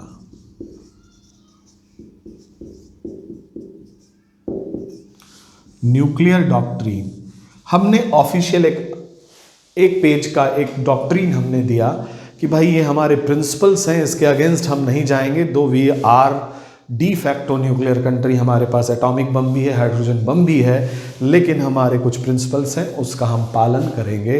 इस पर भी चर्चा होगी बच्चों। No first use, minimum credible deterrence, कभी भी हम अपने न्यूक्लियर वेपन को युद्ध का एक वॉर वेपन नहीं बनाएंगे। हम किसी नॉन न्यूक्लियर कंट्री पे न्यूक्लियर वेपन से अटैक नहीं करेंगे। और साथ ही साथ सबसे इम्पॉर्टेंट, अनएक्सेप्टेबल रिटेलिएशन। अगर किसी ने वार किया तो इस तरह से मारेंगे कि उसकी 7 पुश्तें याद रखेंगी। हमारा न्यूक्लियर डॉक्ट्रिन आया। हमारा इतिहास बड़ा साफ था। इतिहास ये साफ था बच्चों, 1953 से सिविल न्यूक्लियर प्रोग्राम शुरू किया गया और 1974 में हम लोगों ने एटॉमिक बम विस्फोट किया। उससे पहले हम लोग पीसफुल पर्पस में ही इंगेज थे। क्यों हुआ 1974 में? क्योंकि 71 में हमसे किसी ने कहा कि हमारे पास न्यूक्लियर वॉरशिप है, हम पीटेंगे आपको। तो हमने क्या कहा कि भाई हमारे पास न्यूक्लियर आर्सेनल होने चाहिए। 1962 की लड़ाई हम हार चुके थे, फ्रस्ट्रेटेड थे, हमें फिर से थ्रेट मिला, हम 74 में अपनी ताकत दिखा दिए। उसके बाद चीज़ें चलती रहीं, रिसर्च चलते रहे, सिविल न्यूक्लियर के साथ साथ मिलिट्री रिएक्टर्स भी हमारे काम करते रहे। 1998 में फिर से हमने अपनी कैपेसिटी बिल्डिंग इन्हेंस की, थर्मोन्यूक्लियर डिवाइस को डेटोनेट किया। 1998 में पोखरण 2 करते हैं। इसके बाद 2003 में हमारा न्यूक्लियर डॉक्ट्रिन आता है बच्चों। ये कहानी बस आप दिमाग में रखिएगा, सारी बातें मैं आपको नोट के फॉर्म में लिखवा दूंगा। 2003 में जब न्यूक्लियर डॉक्ट्रिन आता है तो दुनिया को ये लगने लगता है कि भारत एक संवेदनशील और जिम्मेवार देश है और यह न्यूक्लियर वेपन को न तो गलत हाथों में जाने देगा और न ही इसका दुरुपयोग करेगा। हमारी जो इमेज होती है 2003 से बदलना शुरू होती है।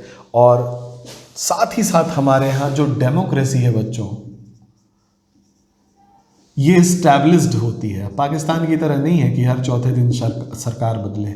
सो we have established democracy, we have cut edge technology of nuclear research. हर जगह जहाँ भी न्यूक्लियर रिसर्च हो रहे थे, चाहे वो रशिया हो, चेरनोबिल हुआ, यूएस से हो तो वहाँ 3 माइल्स आइलैंड जैसी दुर्घटना हुई, चाइना में भी हुई, जापान में, हर जगह कुछ ना कुछ दुर्घटनाएं हुई थी न्यूक्लियर डिजास्टर के रूप में। बट इंडिया में ऐसा कभी नहीं हुआ था। We are so cautious about that. तो कहने का तात्पर्य ये है कि हमारे पास टेक्नोलॉजी भी थी, इंटेलेक्ट भी था, हम जिम्मेवार देश थे, तो हमें क्यों न दुनिया उस नज़र से देखे। और हमें civil nuclear deal 1, 2, 3 agreement USA के साथ करने को मिला। 1, 2, 3 agreement, thanks to our prime minister doctor Manmohan Singh. 1, 2, 3 agreement होने के बाद भारत को वेवर मिला एनएसजी से भी और बहुत सारे ऐसे देशों के साथ। उसकी चर्चा हम लोग करेंगे आगे की क्लास में। मैं एक ब्लूप्रिंट आपको खींचना चाहता हूं जिसको मैं लेकर के आगे चलूँगा ताकि आपको चीज़ें समझ में आए। 1, 2, 3 एग्रीमेंट के बाद हमने कनाडा के साथ एग्रीमेंट किए सिविल न्यूक्लियर डील के, कजाकिस्तान के साथ, ऑस्ट्रेलिया के साथ, फ्रांस के साथ बहुत सारे हमारे सिविल न्यूक्लियर डील होने शुरू हो गए।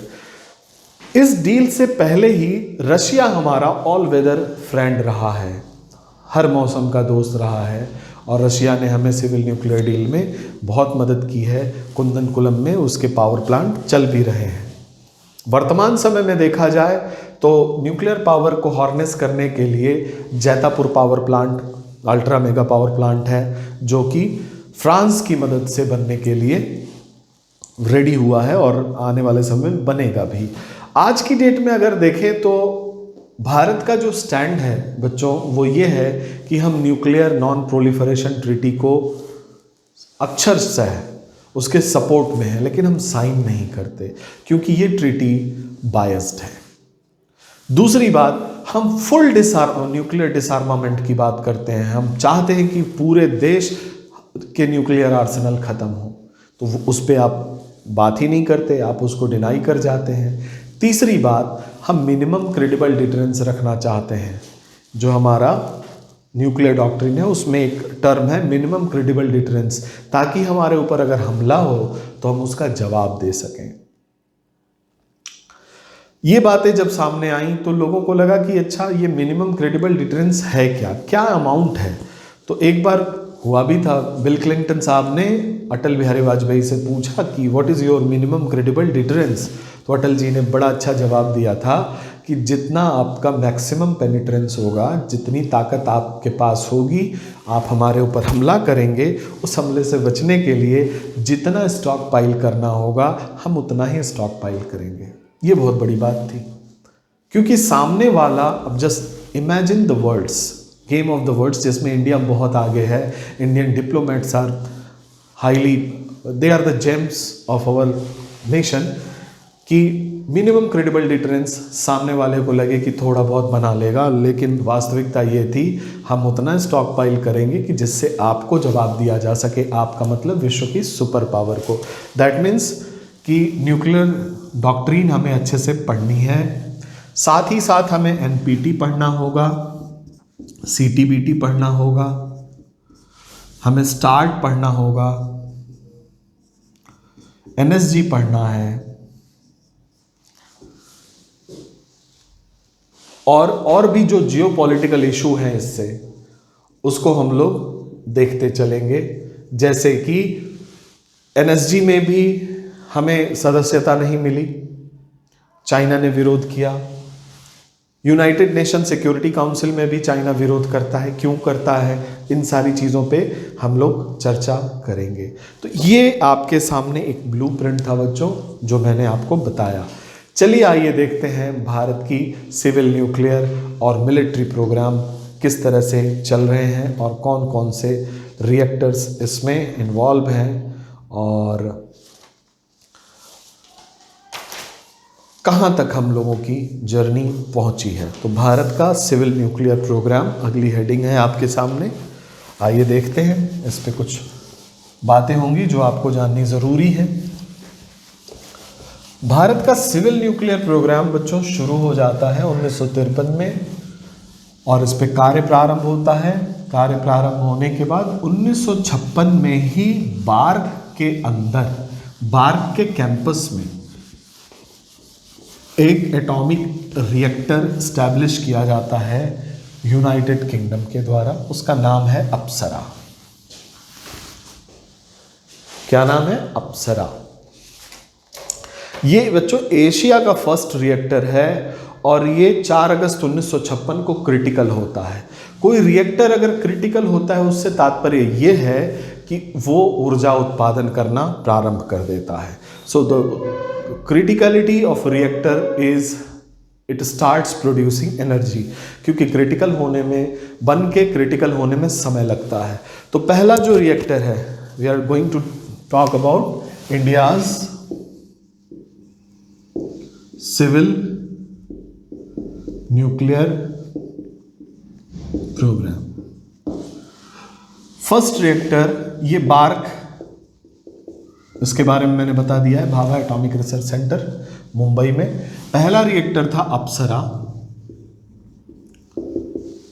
इसको तमगा हासिल है कि ये एशिया का फर्स्ट रिएक्टर है।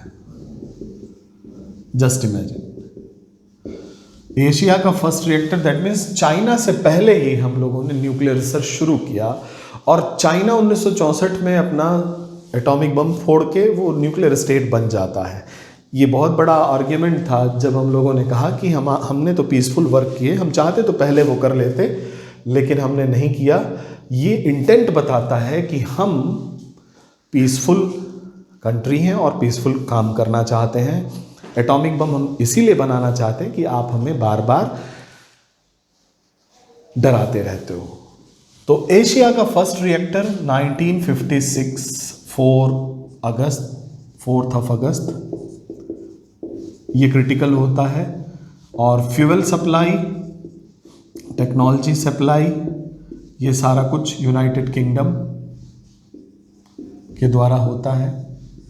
साल ध्यान रखिए 1956। यूनाइटेड किंगडम अभी अभी हमें छोड़ के गए थे, तो इनको लगा कि चलो हेल्प की जाए। इसमें एनरिच्ड यूरेनियम फ्यूल के रूप में यूज होता है बच्चों। और इस रिएक्टर, जो क्वेश्चन पूछा हुआ है एक बार, स्विमिंग पूल लाइक रिएक्टर, जिस स्विमिंग पूल की साइज का ये रिएक्टर था, ये पीसीएस में आया हुआ है, स्विमिंग पूल लाइक रिएक्टर।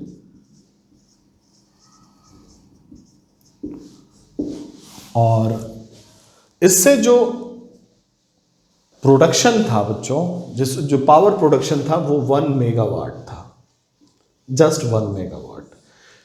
क्योंकि जो रिसर्च रिएक्टर होते हैं, याद रखिएगा, जो रिसर्च रिएक्टर होते हैं इनका पर्पस पावर प्रोडक्शन नहीं होता, इनका पर्पस होता है रिसर्च, इनका पर्पस होता है रेडियो आइसोटोप्स बनाना। अभी हम लोग जब न्यूक्लियर मेडिसिन पढ़ेंगे तो आपको बताएंगे कि बहुत सारे ऐसे न्यूक्लियर मेडिसिन, ऐसे रेडियो आइसोटोप्स होते हैं जो यहाँ बनते हैं, अथवा जो नेचुरल वेस्ट न्यूक्लियर वेस्ट है उससे प्राप्त किए जाते हैं, जिससे बहुत सारे रोगों का इलाज होता है, रोगों का डिटेक्शन होता है। ये चर्चा आगे करेंगे। फिलहाल ये 1 मेगावाट का ही था, लेकिन ये रिसर्च रिएक्टर था। एनरिच्ड यूरेनियम डाल करके हम लोगों ने रिसर्च किया और बाई प्रोडक्ट के रूप में हमें कुछ मिला था, आपको याद आ रहा होगा, वो था प्लूटोनियम। ठीक है बच्चों, इसके बाद जो अगला रिएक्टर है वो हमें कनाडा ने दिया है, कनाडा के सहयोग से भारत में बना है, और वो भी बार्क के कैंपस में ही। उसका नाम था Cyrus.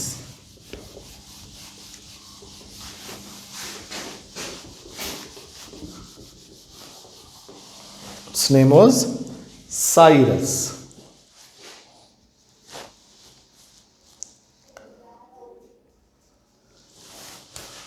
Second one is Cyrus.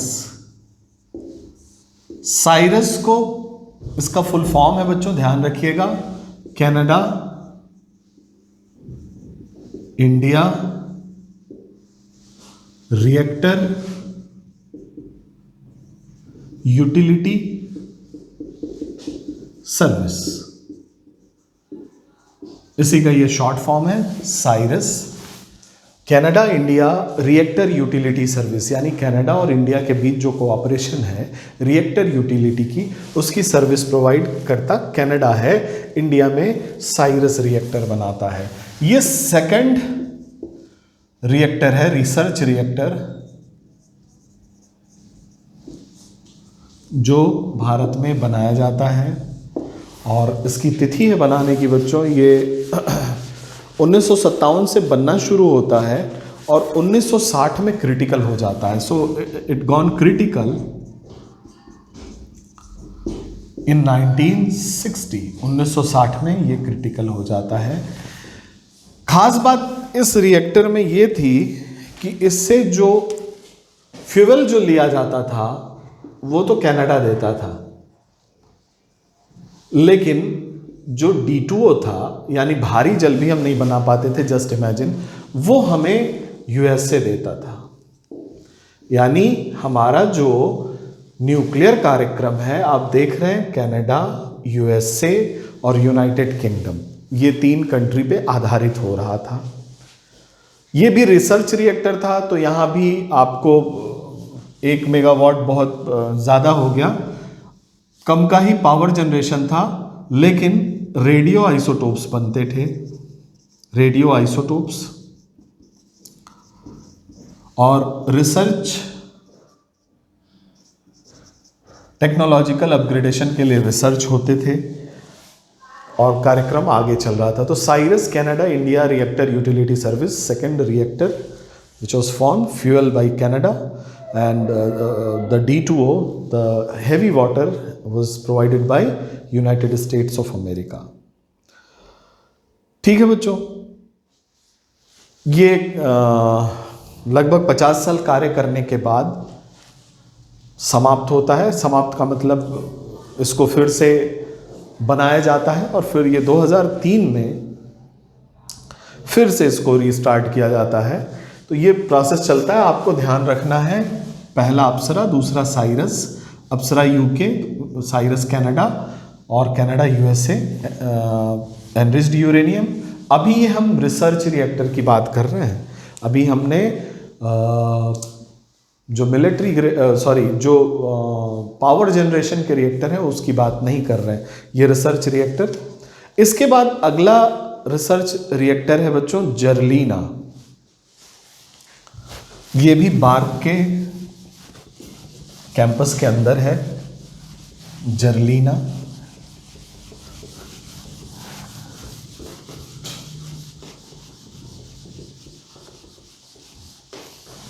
Third research reactor is जर्लीना। जर्लीना इसका फुल फॉर्म है बच्चों zero energy reactor for lattice investigation. इसको नोट करते जाइए, zero energy reactor for lattice investigation, zero energy reactor for lattice investigation and new assemblies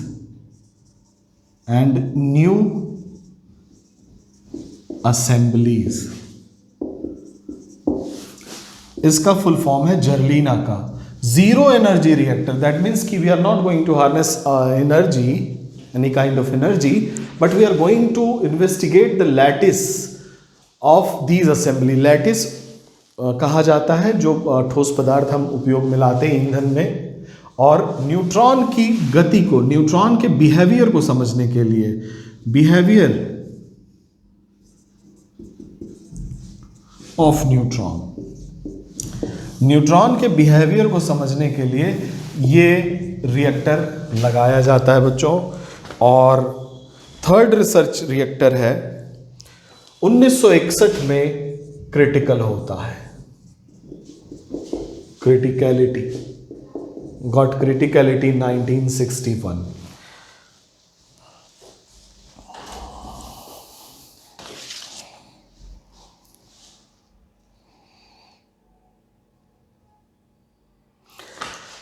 so जर्लीना indigenously build था, भारत में ही बना था, भारत में बना, लेकिन इसके लिए ईंधन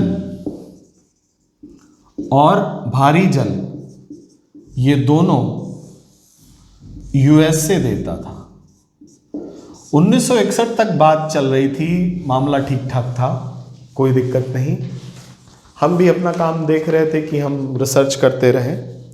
अभी होमी जहांगीर भाभा हमारे बीच में थे, 1966 में उनकी मौत होती है और कहा जाता है कि उनकी मौत के पीछे यूनाइटेड स्टेट्स ऑफ अमेरिका की कॉन्स्पिरेसी थी, क्योंकि होमी जहांगीर भाभा जिस स्टेट दुनिया में कम होते हैं और उन्होंने भारत को बहुत आगे ला के रख दिया। अनफॉर्चुनेटली 1966 में वो नहीं रहते। अगला है बच्चों पूर्णिमा। इसके बाद जो अगला रिसर्च रिएक्टर है चौथा, that is Purnima.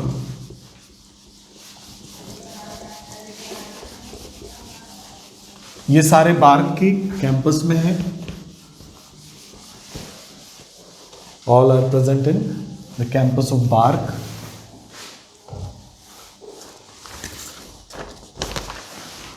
Fourth one is Purnima.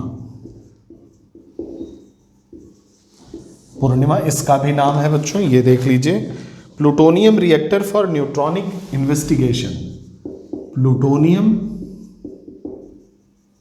Reactor for neutronic investigation. Again it is research reactor, neutronic investigation in multiple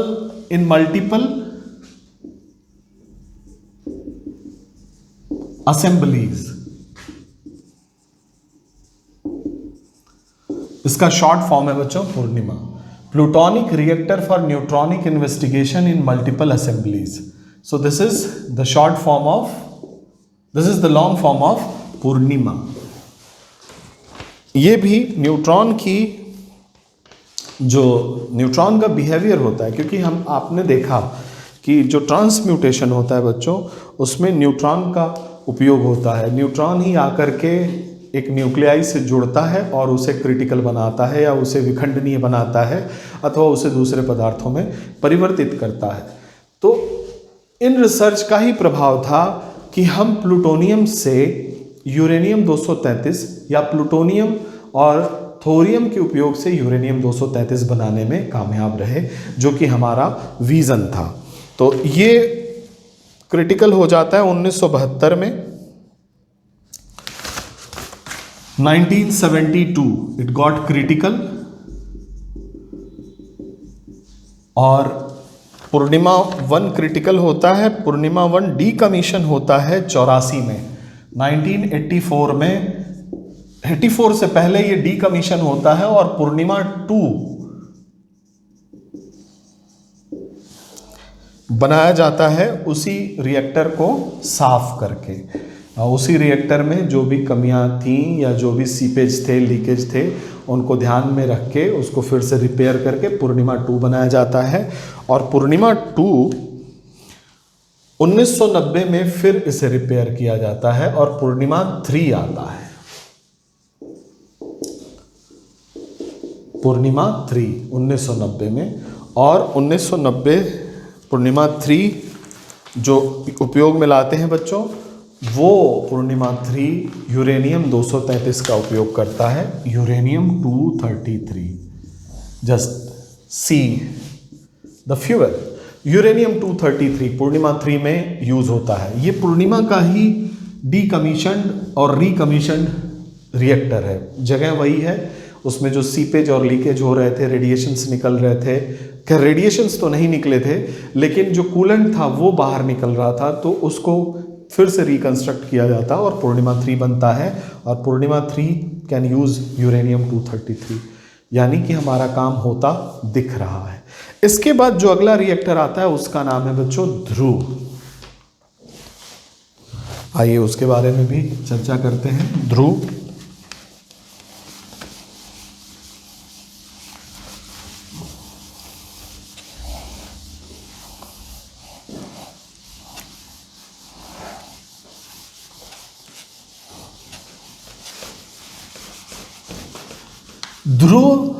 वो रिसर्च रिएक्टर है बच्चों जिससे हमें military grade plutonium stock pile करने में सहायता मिली। अगेन ये रिसर्च रिएक्टर था। सो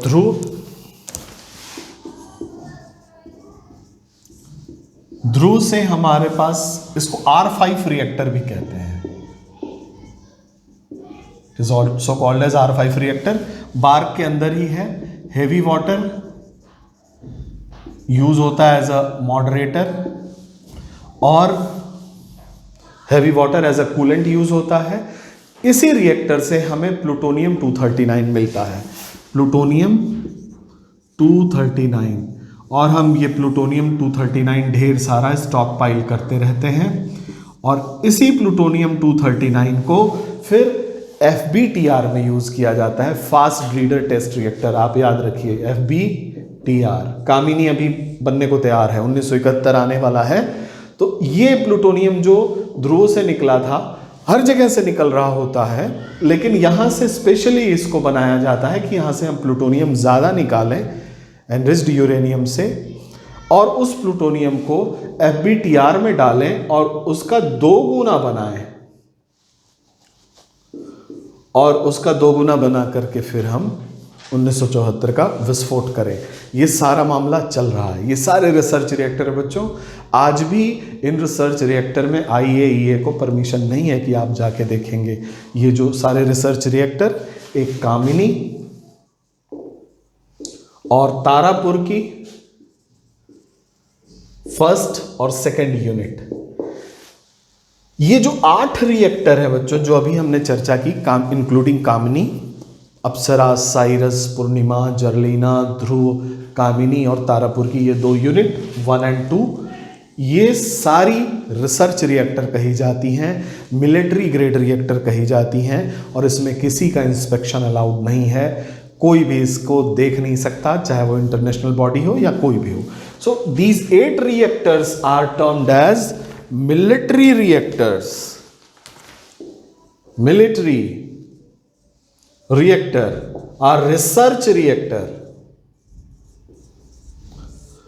इन 8 रिएक्टर को ही मिलिट्री रिएक्टर या रिसर्च रिएक्टर कहते हैं। जो एडिशनल क्लॉज है बच्चों 1, 2, 3 एग्रीमेंट का, उसके अंदर ये नहीं आते। हम सारी चर्चा करेंगे, बस आप ये जो बोर्ड पे मैं लिख रहा हूं इसको आप उतारते जाइए। सो ध्रुव के बाद अगला जो रिएक्टर है बच्चों वो है कामिनी। कामिनी जिसकी चर्चा काफ़ी पहले से ही है। इट्स अ माइलस्टोन, क्योंकि यहीं से हमें स्टॉक पाइलिंग करने का मौका मिला। अब तक हम सेकंड स्टेज में ही हैं। सेकंड स्टेज में कामिनी हमें मिलती है 1971 के आसपास, 1971।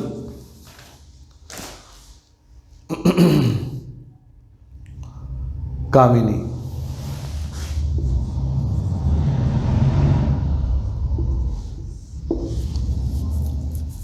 कहाँ है बच्चों? Indira Gandhi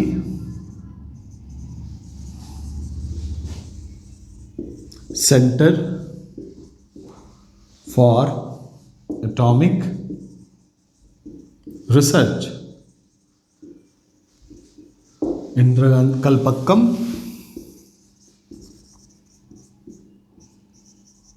Tamil Nadu.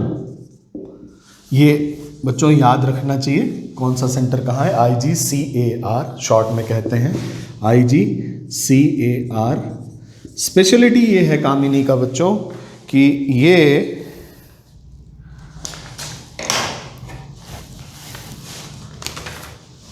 Fast breeder test reactor है, FBTR।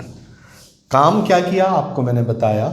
इसमें प्लूटोनियम ऑक्साइड और यूरेनियम ऑक्साइड दोनों मिला करके यूज किए गए, और जब बाई प्रोडक्ट देखा गया तो 2 गुना प्लूटोनियम वापस मिल गया। इसकी यही खासियत थी, कोई एनर्जी नहीं प्रोड्यूस करती, आराम से केवल प्लूटोनियम बनाता है हमारा रिएक्टर, जो कहना चाहे इसको। और इसी प्लूटोनियम का उपयोग हमने एटॉमिक बम बनाने में किया है, और आज भी ये वही काम कर रहा है। ठीक है बच्चों। सो plutonium is utilized, plutonium which is isolated from Kamini is utilized further in creation of atomic bomb, or you can say 1974 Pokhran 1। ये सारे रिसर्च रिएक्टर हैं, मिलिट्री रिएक्टर हैं।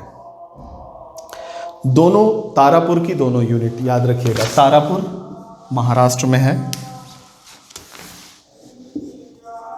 Tarapur unit 1 and unit 2 plus Kamini plus Apsara, Cirus, Zerlina, Purnima, Dhruva. कितने हो गए? 1 2 3 4 5 6 और ये 2 8। These 8 reactors are termed as research reactor or military reactor and these are excluded from investigation by international agencies। ये याद रखिएगा। इसके बाद जो सिविल रिएक्टर है बच्चों, चलिए उसके बारे में पढ़ते हैं। सिविल रिएक्टर में कल्पकम से शुरू करते हैं। तो कल्पकम में ये हम लोगों ने मिलिट्री रिएक्टर के बारे में पढ़ा। चलिए देखते हैं सिविल रिएक्टर में कौन कौन से हैं।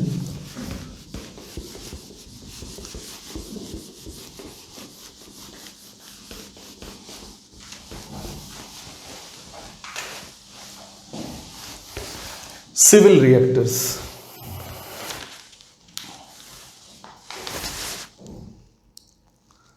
सिविल रिएक्टर बच्चों वो रिएक्टर्स होते हैं जिनसे हम पावर जनरेशन का कार्य करते हैं, जो पावर जनरेशन के लिए आवश्यक होते हैं। और भारत में ऐसे रिएक्टर हैं जो पावर जनरेशन जिनसे हम उपयोग में लाते हैं। उनमें देखा जाए तो पहला जो है वो है कल्पक्कम। फर्स्ट कल्पक्कम। कल्पक्कम में यूनिट 1 2, यूनिट 1 एंड 2, साथ ही साथ यूनिट 1 और 2 इसका आप वो लिख लीजिए 235 मेगावाट ईच। ये 235 मेगावाट की कैपेसिटी है इनकी। कल्पक्कम कहाँ है बच्चों? तमिलनाडु में। So first 2 unit in Kalpakkam, इसको लिखते जाइए। तमिलनाडु यूनिट 1 एंड 2 जिसकी कैपेसिटी है 235 मेगावाट, यानी ये 235 मेगावाट विद्युत उत्पन्न करने की क्षमता है। अगला है बच्चों कुंदनकुलम।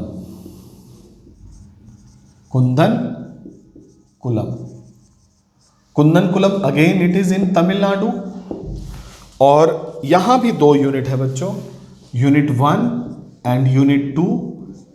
और खास बात इनकी यह है कि हर यूनिट 1000 मेगावाट की है, 1000 मेगावाट। 1000 मेगावाट की 2 यूनिट हैं कुंदनकुलम में। और भी यूनिट यहाँ पे, ये रशिया के कोलैबोरेशन से बना है कुंदनकुलम। और भी यूनिट हैं जो बनने को हैं। अगला है कैगा। कैगा कर्नाटका। यहाँ unit 1, unit 2, unit 3 and unit 4, यहाँ 4 यूनिट हैं और each unit is of 220 megawatt. 220 megawatt. Kaiga it is इन कर्नाटका। मैं आपसे एक रिक्वेस्ट करूंगा कि ये जो भी मैं आपको बता रहा हूं न्यूक्लियर इंस्टॉलेशन, इनको आप भारत के मैप पे सजा के रख लीजिएगा, बहुत काम आएगा। कैगा कर्नाटका में 4 यूनिट है। 4 यूनिट कर्नाटका कैगा में 220 मेगावाट की, लिख लीजिए इसको। अगला मैं यहां लिखता हूं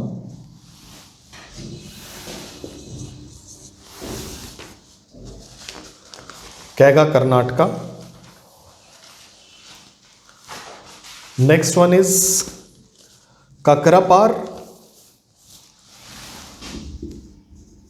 काकरापार, काकरापार इज इन गुजरात। और यहां पे दो यूनिट हैं, यूनिट 1 और यूनिट 2। यूनिट 1 220 मेगावाट की है और यूनिट 2 235 मेगावाट। ठीक है बच्चों।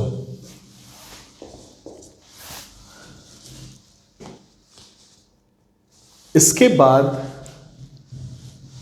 अगला है रावत भाटा।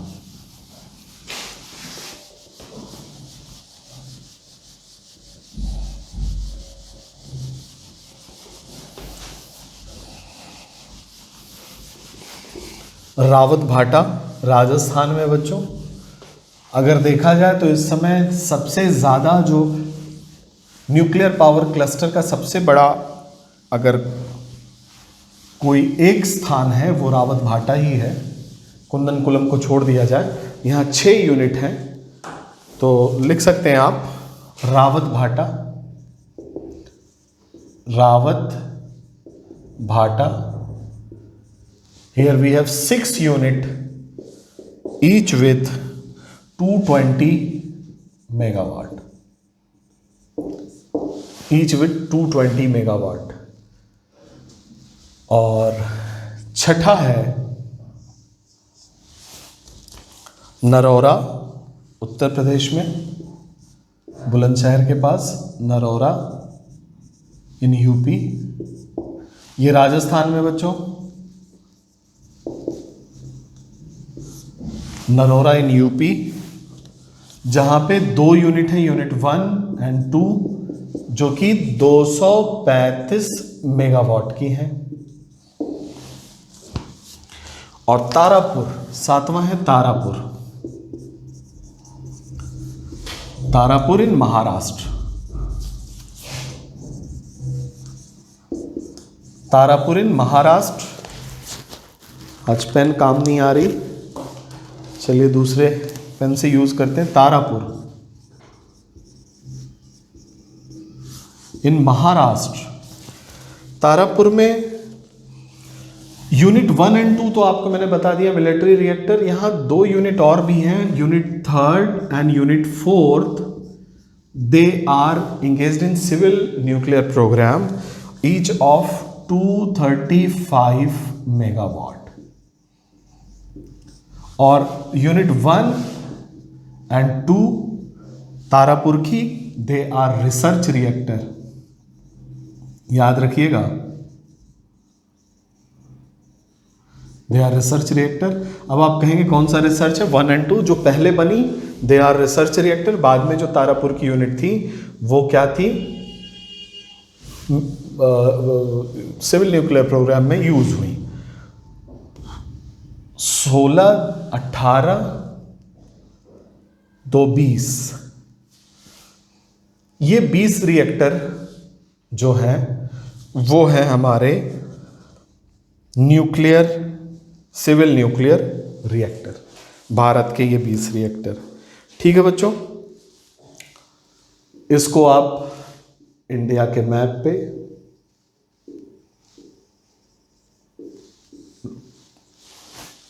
लोकेट कर लीजिएगा, ये आपको काम आएंगे। इसके बाद बच्चों हम लोग चर्चा करेंगे अपने न्यूक्लियर डिप्लोमेसी की, वर्ल्ड न्यूक्लियर जियोपॉलिटिक्स की और उसमें भारत की स्थिति की। साथ ही साथ हम चर्चा करेंगे सिविल न्यूक्लियर डील की, जो भारत और अन्य देशों के बीच में हुआ और उसका प्रभाव। और हम ये भी चर्चा करेंगे कि हम एनएसजी के सदस्य नहीं बन पाए लेकिन एमटीसीआर के सदस्य बने, और एनएसजी के सदस्य क्यों नहीं बन पाए, क्या कारण थे, क्या जियोपॉलिटिकल रीजन थे, उसकी चर्चा होगी। साथ ही साथ हमारी चर्चा का विषय ये भी रहेगा कि न्यूक्लियर एनर्जी में जो डील हुई हैं उसमें क्या क्या डेवलपमेंट है और कहाँ कौन सा पावर प्लांट बनना तय हुआ है। ये सारी चीज़ें आपको अगले क्लास में देखने को मिलेंगी। और साथ ही साथ हम अपना जो एक फ्रेमवर्क आपको बताया मैंने, NPT CTBT स्टार्ट वेसनर के बारे में, एडवांस प्रोटोकॉल के बारे में, एनएसजी के बारे में, ये सारी जानकारी आपको अगले क्लास में दी जाएंगी। उम्मीद करता हूँ चीज़ें आपको समझ में आई होंगी। एक बार ज़रूर जाके घर पे आप जो न्यूक्लियर डेवलपमेंट है इंडिया का उसको फिर से पढ़िएगा, देखिएगा, और जहाँ कहीं आपको समस्या लगती हो तो ज़रूर लिखिए, बताइए, ताकि उस समस्या तक पहुँचा जा सके और आपको उसका सही जवाब दिया जा सके। उम्मीद करता हूँ ये आपको हेल्प करेगा। परिश्रम करते रहें, सफलता अवश्य संभावी है। Thank you for today.